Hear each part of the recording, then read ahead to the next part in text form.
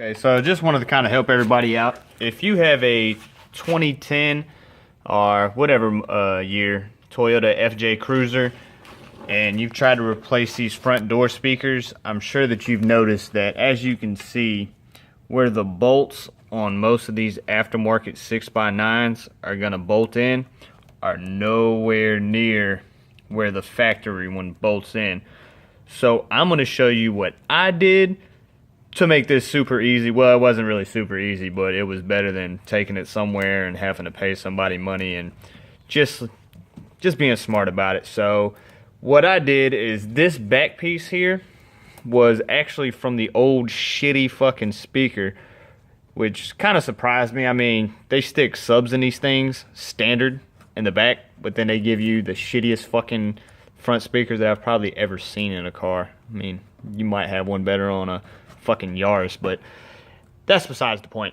This is the old speaker actually, and I'll show you over here that what I did was, you can see that this was the old speaker and it was inside that casing over there.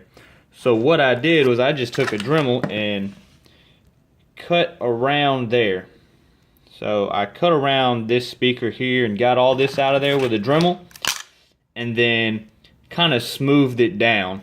So I'll post another video where I kind of show you the breakdown of how I did it, but I'm kind of shitty at making these YouTube videos because I really don't do it that often, but I couldn't find shit on this, so I decided to make one. So I apologize for my other video where the fucking camera angle's all jacked up, but if you need a little more breakdown of it, that's where you can find it. But what I did was, took this old piece right here, which if you're taking your car apart, you're gonna find this piece in there, and you hopefully know what I'm talking about. But I took that out, and then took the new speaker and the faceplate that most of these aftermarket 6x9s come with, probably come with mounting hardware to get this faceplate screwed into the actual door over here, or how the fuck it's supposed to work. I don't never use these pieces of shit because I'm about making it unstock but making it look stock.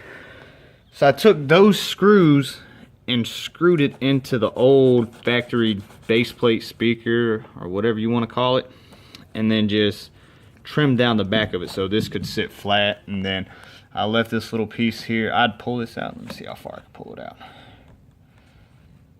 Well, I don't want to pull it out too far, but I rewired it and I left this here just in case, for whatever reason, if somebody ever wanted to put a stock speaker back in here, or whatever it might be.